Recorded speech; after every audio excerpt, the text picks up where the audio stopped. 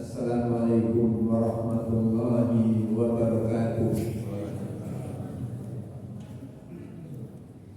Alhamdulillahirabbil alamin. Wassalatu wassalamu ala asyrafil anbiya'i wal mursalin wa ala alihi wa ashabihi wa man da'a bi da'watihi wa sara ala nahjihi ila yaumiddin. Amma ba'd. Ma'asyiral muslimin wal muslimat, para bapak, para ibu, jamaah kajian rutin pesantren yang kita cintai, pesantren Tahfidz Anak ini, yang senantiasa mudah-mudahan kita diberikan keistiqomahan oleh Allah Subhanahu wa taala untuk terus melakukan amal-amal baik, melakukan ketaatan-ketaatan kepada Allah Subhanahu wa taala sampai kita dipanggil oleh Allah Subhanahu wa taala. Dan mudah-mudahan ketaatan seperti ini kita jaga, kita pelihara, kita rawat, kita kembangkan sehingga kita termasuk hamba Allah Subhanahu wa taala yang dipilihnya. Karena Allah Subhanahu wa taala itu sebagaimana hadis yang disabdakan oleh baginda Rasulullah sallallahu alaihi wasallam, "Idza aradallahu bi 'abdihi khairan istamalahu." Qalu wa kaifa istamalahu? Waffaqahu li amalin shalih tsumma tawaffahu Allah. Jadi Allah itu ketika menghendaki hambanya dijadikan baik, itu Allah Subhanahu wa taala istamalahu. Allah Subhanahu wa taala pakainya dia, dipakai oleh Allah, difungsikan oleh Allah, tidak dilepas oleh Allah, tidak dibiarkan oleh Allah, tidak ditinggalkan oleh Allah, tapi dipakai dia, difungsikan. Sahabat bertanya, kaifa istamalahu? Bagaimana seseorang itu dipakai, difungsikan, digunakan oleh Allah? Dijawab, Allah berikan taufik dia. Jadi kebaikan kita itu karena taufiknya Allah, bukan karena semata-mata karena usaha kita. Kita berusaha, tapi karena taufiknya Allah. Allah waffaqahu, Allah berikan pertolongan kepada dia untuk melakukan amal baik. Kemudian setelah itu Allah wafatkan dalam kebaikan.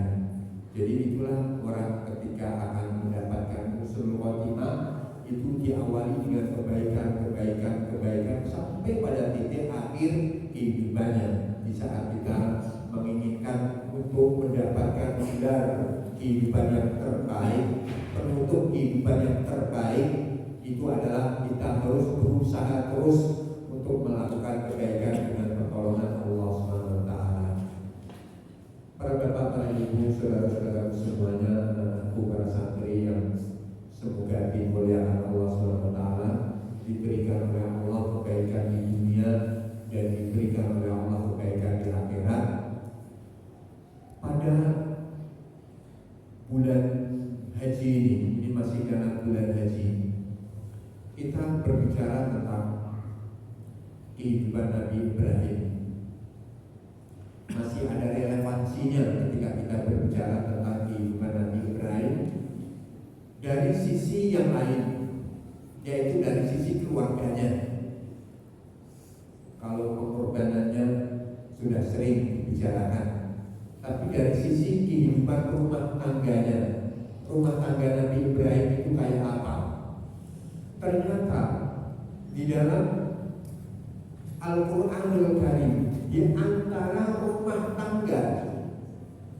tangga yang disebut oleh Allah dalam Al-Quran, atau keluarga, di antara keluarga yang disinggung oleh Allah dalam Al-Quran, itu keluarganya Nabi Ibrahim. Allah Subhanahu wa taala berfirman, "Innallaha astafa Adama wa Nuhan wa ala Ibrahim wa ala Imran ala alamin." Innallaha astafa, Allah itu pilih, ini pilihannya Allah. orang yang terbaik, karena orang yang dipilih Allah itu pasti pilihannya yang terbaik. Makanya kalau kita itu punya keinginan, ternyata keinginan kita kok belum berhasil, misalnya begitu, Allah punya keinginan yang lain dari diri kita, sehingga keinginan kita itu nggak terwujud, ketahuilah bahwasanya keinginannya Allah, ketahuilah bahwasanya pilihan Allah itu terbaik. Misalnya kita itu punya cita-cita seperti ini, bulan ini, tahun ini, kok belum terwujud, gitu, kok belum terrealisir, gitu. Ternyata Allah belum mengabulkan, berarti keinginannya Allah, pilihannya Allah yang ini itu terbaik. Kalau mungkin kita dikabulkan, mungkin keinginan kita belum tentu akan membawa kebaikan. Oleh karena itu Allah tunda dulu sampai batas saatnya Allah akan mengabulkannya. Jadi ternyata dalam ayat ini surat Ali Imran ayat yang ke-33 kalau nggak salah, innallaha astofa, artinya sesungguhnya Allah irtaro, Allahu ijtada, Allah itu memilih, menyaring, karena istighfar itu maknanya al-intiqah, artinya bersaring dan antara sekian banyak makhluk ini siapa yang layak jadi asfiahnya, jadi makhluk-makhluk pilihannya. Ternyata yang dipilih oleh Allah itu adalah Adam. Innallaha astofa Adam, makhluk yang pertama yang dipilih oleh Allah Adam, bukan yang lain, karena punya keistimewaan tersendiri. Kemudian yang kedua Nuh yang dipilih oleh Allah. Kemudian dari keluarga ala Ibrahim, dan Allah pilih keluarganya. Jadi kalau Adam yang disebut adalah orangnya, enggak keluarganya. Kalau Nuh yang disebut oleh Allah Subhanahu wa taala di sini ayat ini itu Nuhnya alaihissalam, tapi untuk Ibrahim ini yang dipilih oleh Allah itu adalah keluarganya. Berarti ada apa keluarga Nabi Ibrahim ini yang perlu kita ambil pelajaran-pelajaran dalam hidup kita untuk kita jadikan sebagai titian hidup rumah tangga kita. Wa ala Ibrahim, wa ala Imran, dan keluarganya Imran. Tapi yang akan kita kaji adalah Alu Ibrahim. Dan ternyata para bapak adalah Allah, keluarganya Nabi Ibrahim ini dibarengkan dengan keluarganya Rasulullah SAW dalam bacaan tasyahud kita. Jangan bayar kalau kita sedang sholat membaca doa tasyahud kan, Allahumma barik ala Muhammad wa ala ali Muhammad kama barakta ala Ibrahim wa ala ali Ibrahim. Kan disebut juga kan, disebut Muhammad, disebut Ibrahim, disebut keluarganya Muhammad, disebut keluarganya. Ya Allah, berkailah Rasulullah, berkailah keluarganya sebagaimana engkau telah memberkahi Nabi Ibrahim, dan sebagaimana telah engkau berkahi keluarganya Nabi Ibrahim. Berarti keluarganya Nabi Ibrahim itu adalah keluarga yang diberikan keberkahan oleh Allah Subhanahu wa taala. Jadi ternyata kita disuruh untuk mengingat terus keluarganya Nabi Ibrahim. Di samping kita mengingat perjuangannya Nabi Ibrahim, tapi pun juga keluarganya. Makanya kita sedikit akan melihat bagaimana Al-Quran membicarakan tentang keluarga Nabi Ibrahim alaihissalam. Keluarganya itu seperti apa? Karena memang Nabi Ibrahim ini adalah Abul Anbiya, kan? Abul Anbiya, bapaknya para nabi. Memang kebanyakan nabi itu keturunan Nabi Ibrahim alaihissalam. Mayoritas nabi-nabi yang Allah utus untuk Bani Israel itu juga keturunan Nabi Ibrahim alaihissalam. Jadi inilah kita sepanjang masa disuruh terus untuk memperbarui sejarahnya Nabi Ibrahim. Wa ala ali Ibrahim. Jemaah dirahmati Allah, al-asbab allati addat ila barakati ali Ibrahim. Jadi sebab-sebab di mana bisa menjadikan keluarganya Ibrahim alaihissalam menjadi keluarga yang mubarak. Berkah itu penting. Berkah itu ziyadatul khair.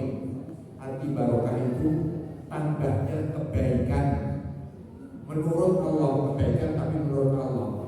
Karena kebaikan ini kan relatif. Kemaksiatan pun bagi orang ahli maksiat juga kebaikan. Jadi kebaikan, walaupun itu merupakan kemaksiatan, tapi bagi pelaku maksiat juga menurutnya baik.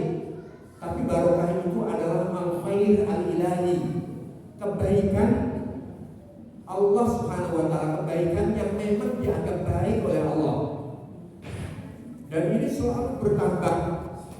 Kalaulah pada umur, maka umur yang membawa kebaikan menurut Allah. Kalau harta, bukan harta yang membawa kebaikan menurut Allah, yang menambah kebaikan menurut Allah. Kalau itu anak keturunan, maka anak keturunan yang akan melahirkan kebaikan-kebaikan menurut Allah, itulah arti barokah. Jadi barokah itu tidak berbenturan dengan banyak. Jadi kita menginginkan banyak yang berkah, gitu kan ya. Tidak ketika kita berbicara tentang berkah berarti nggak boleh banyak, itu bukan. Jadi ini barokah itu sifat, artinya kebaikan yang dimiliki oleh manusia, baik itu sedikit yang dimiliki, itu akan yang penting berkah. Apalagi ketika yang dimiliki itu banyak.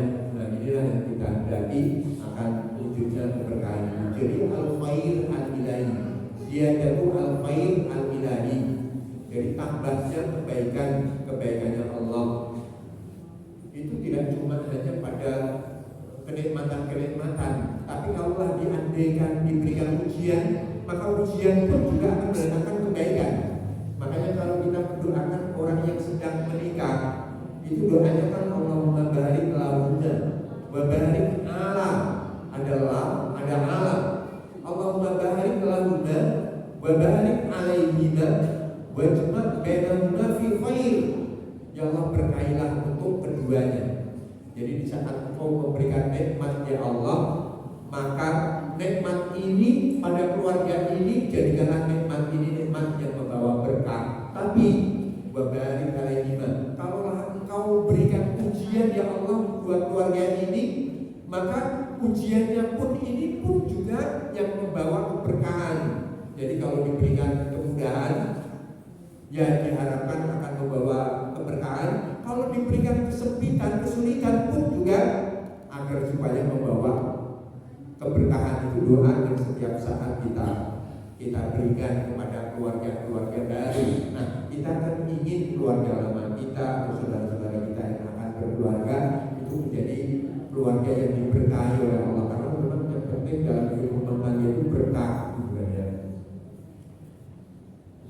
Jadi sebab yang pertama itu adalah kekuduan beliau. Kedua, ketauladan. Itu penting sekali kita ini dalam hidup berumah tangga benar-benar bisa dijadikan contoh,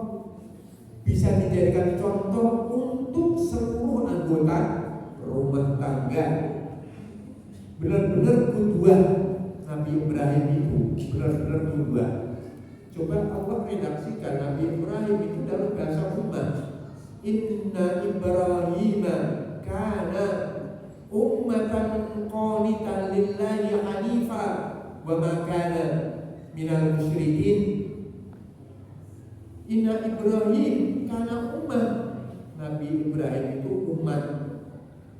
Biasanya para bapak, ketika kita mendengar kata umat, itu kan komunitas manusia, ya kan? Umat, gitu kan ya. Kata umat itu banyak. Bimana jamaah, bimana ta'ifah, bimana kumpulan masyarakat, itu umat. Umat Islam berarti ya kumpulan umat Islam, jamaah umat Islam, itu umat. Nah ini Nabi Ibrahim seorang diri kok disebut oleh Allah sebagai umat, gitu. Nah ini apa rahasianya? Kalau mungkin tepatnya secara logika kita, Inna Ibrahim ahada al-ummah au aksanul ummah, mungkin salah satu dari umat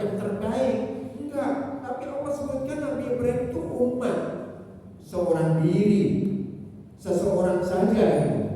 Jadi itu redaksi Al-Quran menyebutkan itu. Nah, ini apa rahasianya? Apa makna umat yang ditujukan kepada seseorang, sementara pemahaman kita itu adalah komunitas orang, kumpulan orang, jamaah orang. Dipahami oleh para ulama ahli tafsir. Orang satu, Nabi Ibrahim itu seseorang, tapi dia memiliki kebaikan yang dimiliki oleh seluruh umat. Jadi ketika ada seseorang dari umat yang ada itu memiliki kebaikan, maka kebaikan ini dimiliki oleh Nabi Ibrahim. Jadi seluruh kebaikan yang dilakukan oleh umat itu seluruhnya sudah dimiliki oleh Nabi Ibrahim. Ini kan berarti bisa dijadikan sebagai contoh banyak kebaikannya. Jadi kebaikan-kebaikan yang ada pada umat itu dimiliki oleh seseorang.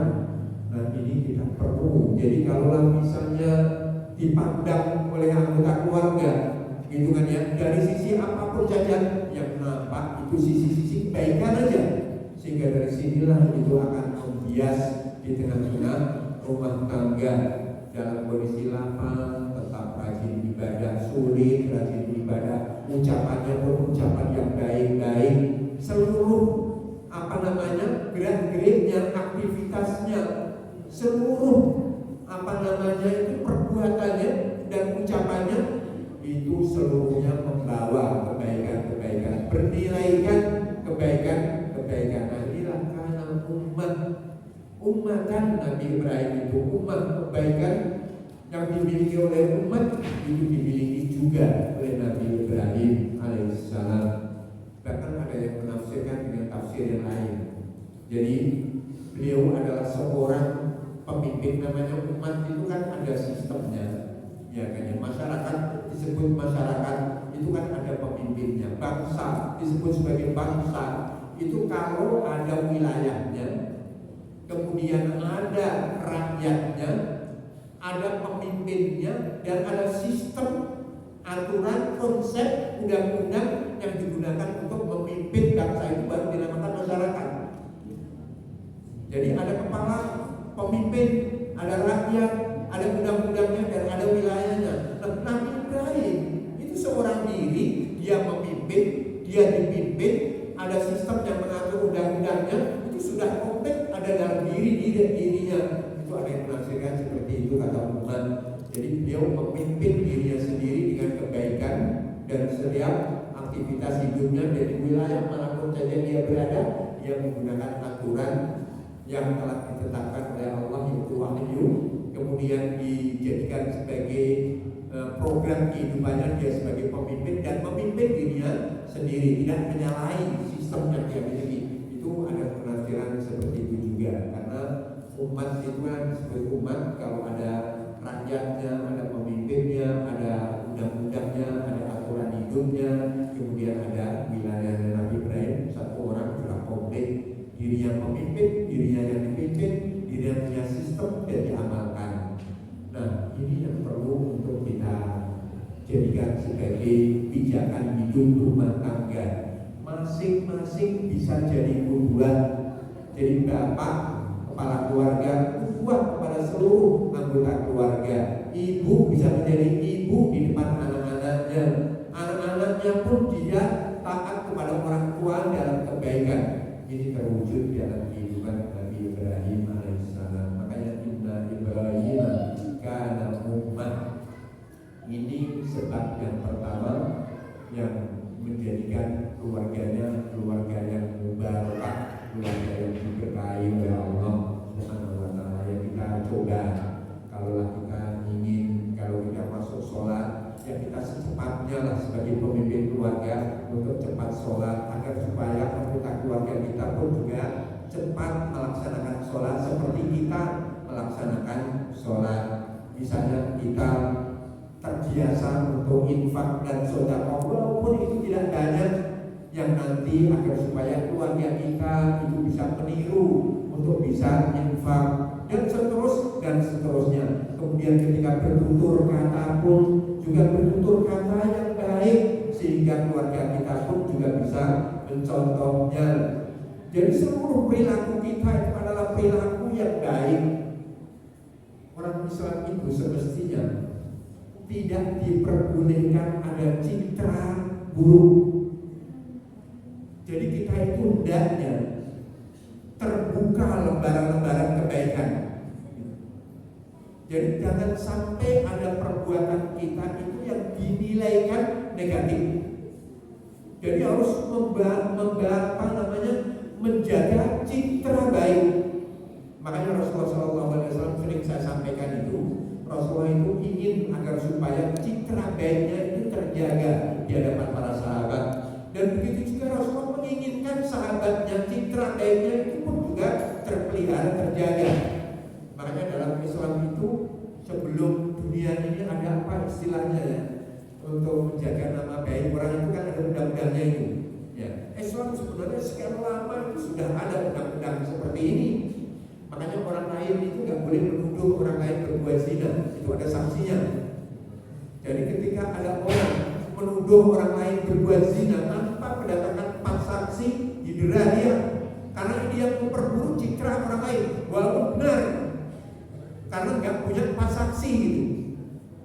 Misalnya Anda berbuat zina atau Anda hamil, hasil hamil ini adalah dari zina karena Anda nggak bersuami, itu pun juga masih diharamkan. Karena mungkin kan orang dipaksa, orang diperkosa sehingga hamil kan mungkin aja. Jadi ini kan nama baik seseorang itu benar-benar dihargai dalam Islam. Makanya Islam dihadirkan oleh Allah itu kan dalam menjaga 4 hal ditambah 5 yang satu, yaitu menjaga agama, dihadirkan oleh Allah, menjaga Islam, kemudian menjaga nyawa, kemudian menjaga keturunan, menjaga harta, kemudian menjaga apa? Doruriyat al-khams itu. Ada yang ditambah yang kelima. Jadi pertama agama, kemudian nyawa, kemudian keturunan.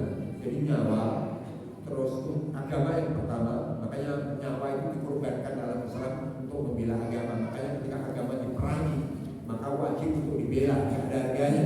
Hidup di bawah kekufuran, dan makanya diwajibkan perang.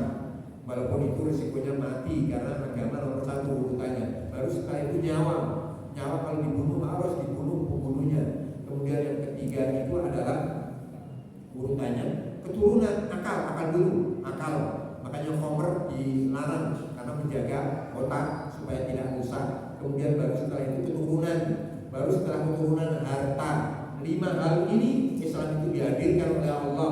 Ada yang keenam, sebagian ulama mengatakan doruriyat usid, bukan khoms, yaitu harga diri.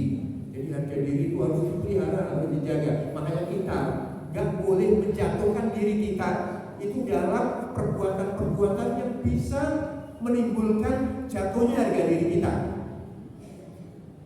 Makanya ketika Rasulullah itu sedang berduaan sama istrinya Sofia, malam-malam ada 2 sahabat yang lewat, itu dipanggil 2 sahabat.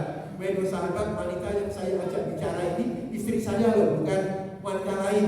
Supaya ke depan itu nggak ada celah di mana 2 sahabat itu mencari kesalahan-kesalahan Rasulullah, karena sudah ditunjukkan dia adalah istri saya. Walaupun 2 sahabat itu nggak mungkin punya suudzon, tapi Rasulullah menutup celah di mana mungkin nanti ke depan kalau ada permusuhan pribadi, dikorek-korek itu kesalahannya. Rasulullah sudah tutup celah itu. Kemudian ada sahabat yang sudah sholat dia, kemudian datang ke masjid yang di situ sedang dilaksanakan sholat jamaah. Dia sudah sholat di kampungnya, hanya saja ingin mencari temannya. Nah, temannya sedang sholat, sedang melaksanakan jamaah. Nah, dia sudah sholat di masjidnya. Kemudian 2 sahabat ini ada di belakang, gak sholat. Memang sudah sholat dia. Kemudian setelah Rasulullah SAW dipanggil 2 sahabat itu, kenapa Anda tidak mau sholat bersama kami? Kemudian dikatakan, saya sudah sholat wahai Rasulullah, fi harina, di rumah kami tadi, di kampung tadi kami sudah sholat. Nah, di sini saya akan mencari teman saya. Kemudian walaupun kamu itu sudah sholat dengan sholat yang sama, ulangi lagi, gak apa-apa. Ulangi lagi. Jadi mengulangi jamaah setelah dia jamaah. Ini apa tujuannya? supaya tidak dinilai oleh sahabat-sahabat yang sedang sholat, dua orang yang mau sholat sementara dia adalah orang Islam. Makanya ini pendapat pribadi saya, kalau saya sedang musafir, kok berada di suatu kampung, meskipun saya boleh untuk menjamak sholat karena sudah sampai kepada tempat tujuan, saya menjamak.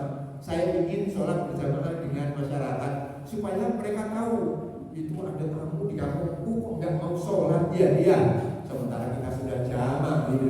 Jadi ini untuk menghilangkan penilaian negatif, walaupun sebenarnya boleh menjamak dia musafir. Safarnya kan masih ada karena belum batas 4 hari, masih punya jatah untuk mengkosongkan jamak, boleh. Tapi untuk agar supaya tidak ada celah citra negatif kita, itu perlu jaga. Ini penting untuk di tengah keluarga kita. Karena kalau nama baik kita itu sudah tercederai, itu susah untuk dijadikan sebagai kudwah.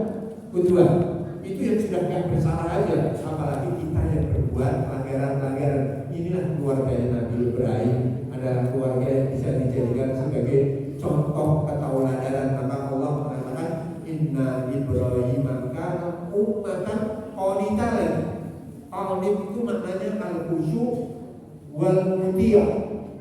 Al-khasyi' wal muti' itu makna qanitan. Qanitan itu maknanya adalah khasyi'ah wa muti'ah. Artinya khasyi'ah itu artinya khasyi', tenang, khusyuk, tenang. Jadi di saat ada perintah Allah itu tenang, gak gelisah, gak rasa berat. Itulah Ibrahim alaihissalam, tenang ketika ada perintah-perintah, walaupun perintahnya itu berat. Kan kita lihat dari sisi pengorbanannya kan, gak ada keraguan sama sekali. Nanti kita lihat berikutnya.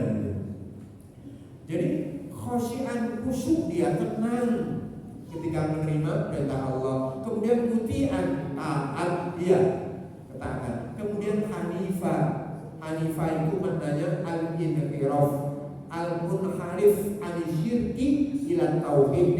Itu arti Hanif. Arti Hanif adalah orang yang berpaling dari kesyirikan menuju kepada tauhid. Itu Nabi Ibrahim alaihissalam. Jadi pertama penting kita membuat istilahnya ketauladanan. Kita ciptakan ketauladanan di tengah-tengah rumah tangga kita. Kita wujudkan kebaikan-kebaikan. Jadi kalau misalnya keluarga itu rajin ibadah, pastilah nanti akan ditiru oleh anak-anaknya. Karena dikatakan begini, al-bi'ah, lingkungan yang baik itu sama saja dengan perguruan tinggi gitu. Walaupun gak diajarkan nilai-nilai kebaikan, tapi ketika disaksikan setiap hari kebaikan, itu sudah akan membentuk pola pikir dan perilaku orang yang ada di sekitarnya. Dia akan terbentuk dengan kondisi yang ada. Ya, kita ciptakan kondisi yang terbaik supaya yang nampak dalam keluarga itu adalah kebaikan-kebaikan. Nah, inilah keluarganya Nabi Ibrahim alaihissalam, adalah an-nahu qaidah. Dia adalah pemimpin yang telah menebarkan kepemimpinannya dengan baik di tengah-tengah keluarganya.